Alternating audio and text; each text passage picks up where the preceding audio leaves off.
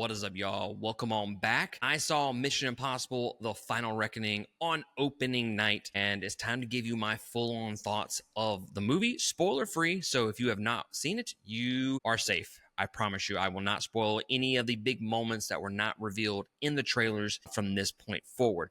So before I start this review, I feel like I need to preface this entire review and give a full disclaimer out there before I even give you my final thoughts on what is perceived as the final movie of this franchise. I am a huge Mission Impossible fan. I'm a huge Tom Cruise fan on top of that, but Mission Impossible, I absolutely fucking love all of these movies. There is not a bad movie in this franchise. It's really just which one is the least best, in my opinion. I have seen all of these movies in theaters since Mission Impossible 3, but I grew up on all of these movies. I remember watching the first one so many times when I was growing up. 2 has never been one that I just overly enjoyed.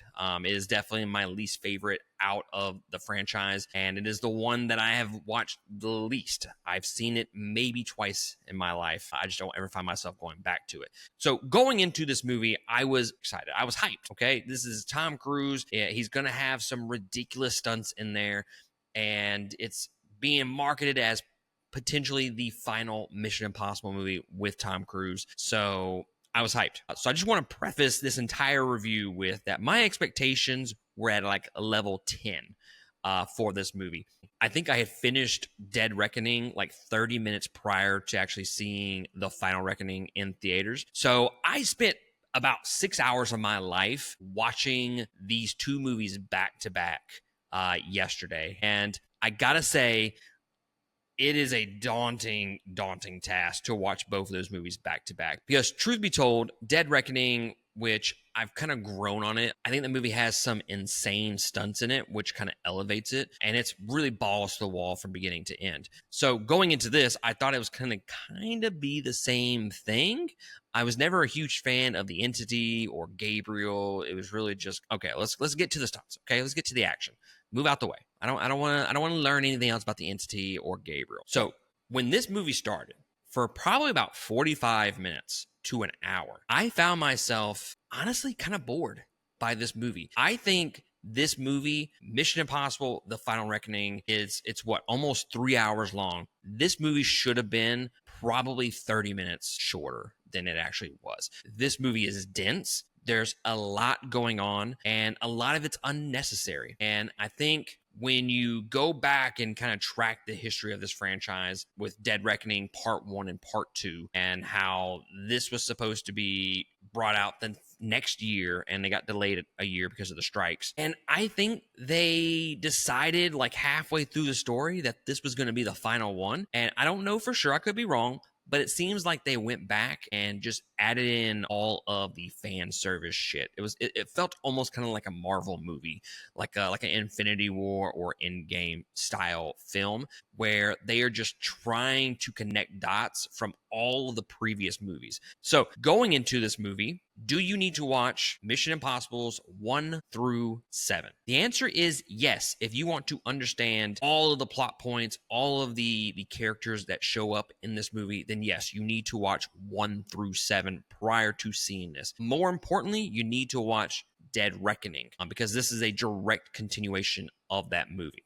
But with that being said, I don't believe you absolutely have to because, and this is one of my biggest complaints of the entire movie, they spend those first 45 minutes to an hour really catching you up on the franchise, and they are showing you clips of previous movies. They just do not respect the fan enough in that first hour because they are legitimately spoon feeding you everything, and it's so blatantly obvious. It made me roll my eyes a few times, but once you get past that first hour, it is actually a pretty damn good movie. This is still a very entertaining movie that I would recommend going to check out in theaters, but it's kind of like a TV show where you have to get through the first season in order to get to the good shit. You gotta get through that first hour, and then it really takes off. And it has two of the best stunts in all of the franchise, and that is the submarine stunt, which is in the trailers, and then the airplane stunt, which I will say this, no spoilers about what happens in that scene. I just want you to know, like I said, I've watched all of these movies. I thoroughly enjoy all of the stunts that Tom Cruise does because it's not CGI for the most part. It is very practical. He's doing all the stunts and they're so fucking cool. I held my fucking breath for the airplane sequence. It is legitimately, it's somewhere in the top 5 of the best stunts, not only in the franchise, but put it up there as one of the best stunts in any action movie, period. It legitimately had me on the edge of my seat, had me kind of holding my breath. It gave me anxiety watching this fucking scene. It was that fucking good. But okay, the first hour's over. The rest of the movie, absolutely great, right? So what's the other thing kind of holding this movie back? What's the thing that is making this movie ultimately a big disappointment for me? The melodrama is dialed up to a 15 on a scale of 0 to 10. Like, they cranked it up so much, and it's kind of annoying and eye-rolling at the same time when you're watching this movie. And a lot of it's expositions, and it's just characters just talking like so dramatically in these scenes. And I get it, they're trying to convey to you that the world is ending, and that's fine. But it's just like, the dialogue that happened in Dead Reckoning. Take that melodrama and then crank that up like another 10. It is so fucking heavy-handed with the drama here and being so over the top in all of the dialogue that, again, it's just at a certain point it becomes monotonous.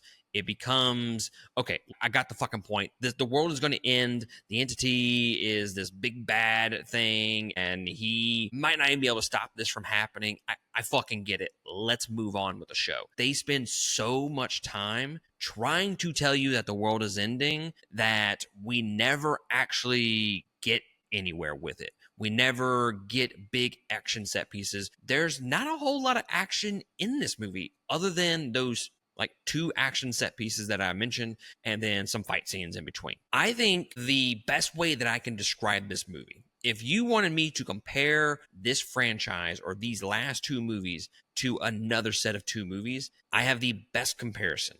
Dead Reckoning, and I'm not saying this movie is on par with what or how good this movie is, but I'm just telling you it in terms of pacing and action and feel and tone. Dead Reckoning is The Dark Knight. The Final Reckoning is The Dark Knight Rises, where The Dark Knight Rises was somber. It didn't have a ton of action in it. There were spurts where it was like not a whole lot of shit was going on. It was like Batman wasn't really even in it all that much. That's The Final Reckoning to me. The first hour of this movie, not a lot of shit goes on. And while, yes, Tom Cruise is in this movie a lot, at a certain point, they start bringing in characters that we give no fucks about. None whatsoever. They're bringing in these characters and they're spending so much time on them. And look, I will say that Mission Impossible, the IMF team, some of the best ensemble cast in any movie, period. Mission Impossible has some of the best characters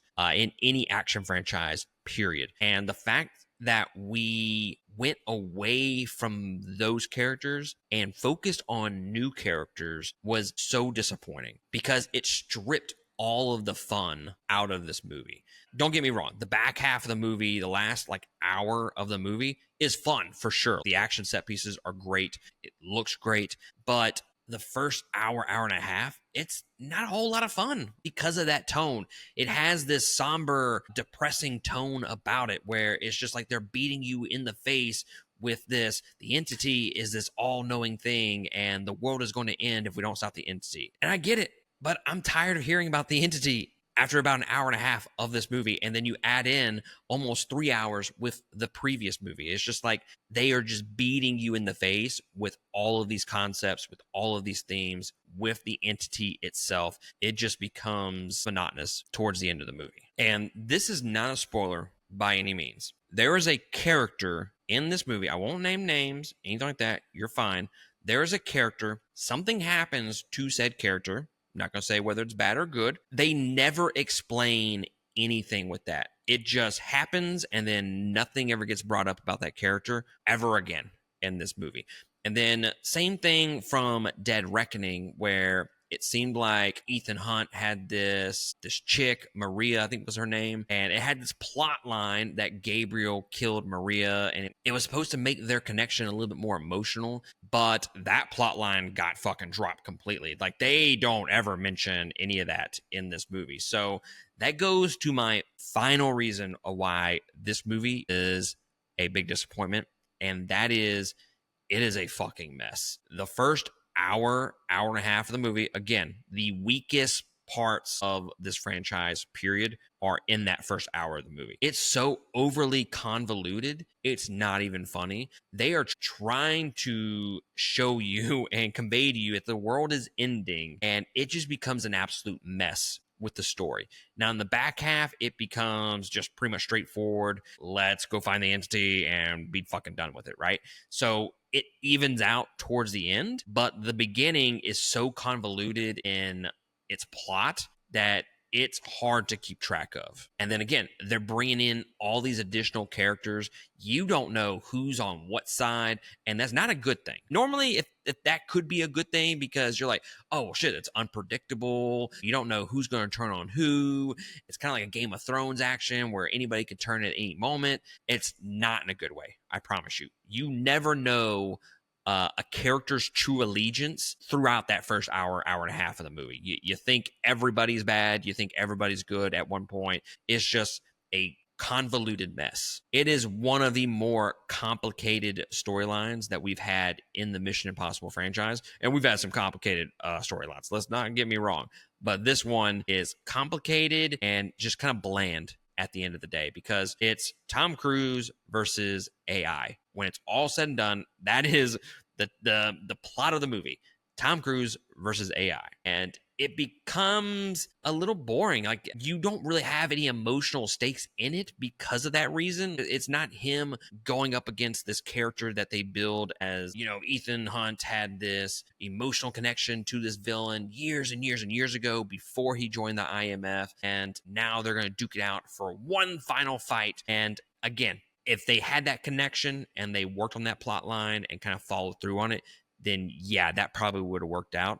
But I'm trying to be emotionally attached to AI that has no personality, no backstory, no background. And it's just hard to find that villain compelling. And that's ultimately what sets this movie apart from all of the others that came before it. The villain is very lackluster. The story is overly complicated. And the first hour, hour and a half of the movie, just absolutely boring with unnecessary fan service and catching you up on everything that has happened over this 30-year franchise. So while I do think this is a bottom tier Mission Impossible movie, I still think you need to go see this in theaters. If you can catch it on a discount, maybe even better. But look, I love Mission Impossible. I don't find any of those movies really just bad. This one is definitely bottom tier of the franchise, and it's not nearly as good as Dead Reckoning, in my opinion. Dead Reckoning is from beginning to end, balls to the wall, and regardless of the villains of Gabriel and the entity